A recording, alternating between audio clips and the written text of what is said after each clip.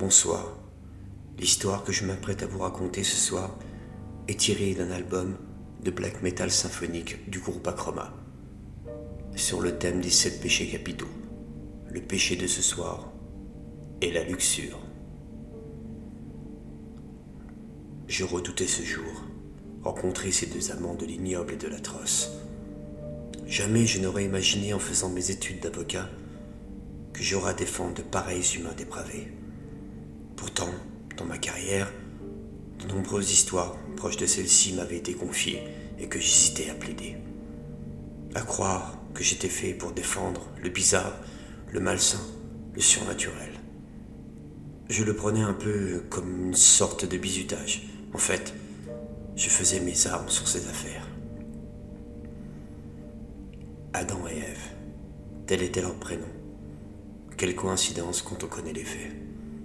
Un couple plutôt harmonieux, à l'air sympathique, à qui on aurait bien laissé nos enfants à garder pour les vacances, le genre de voisin idéal.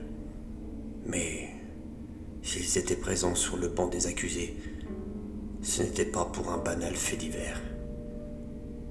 Ces amants maudits, des époux Godson, organisaient des orgies dans des endroits lugubres et glauques.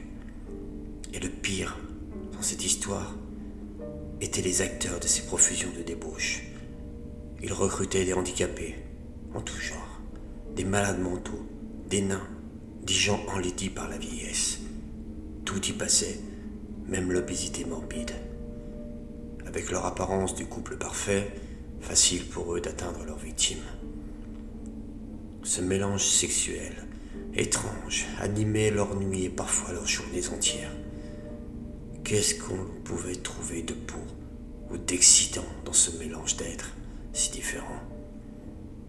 Différents les uns des autres, les différences dans une relation peuvent même être un plus parfois. Mais dans ce cas précis, dans ce dossier, un sentiment de dégoût m'habitait. Engendrer une race de créatures défavorisées à la naissance et qui en grandissant ne ferait qu'empirer leur cas jusqu'à l'accomplissement de leurs terribles fantasmes. Les simples mots qu'ils employaient pour leur défense étaient « Pourquoi pas nous? Dieu l'a bien fait.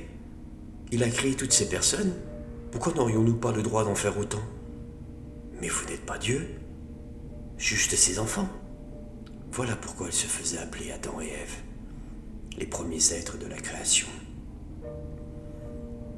Époux Godson, amants maudits, Dieu leur pardonne. Mais dans cet insoutenable procès horrible, cet interminable récit d'horreur et de folie, je me demandais bien comment je pouvais arriver à défendre leur cause.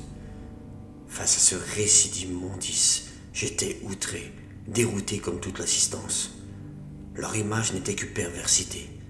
Leur visage exprimait l'excentricité. Leur esprit n'était que luxure et vice. Leur vie que dépravation, débauche et folie. Et moi, seul pour amener à bien un procès auquel je ne croyais pas vraiment, tant l'issue des votes des jurés ne me laissait guère de chance d'avis favorable pour que mes clients soient acquittés et libres.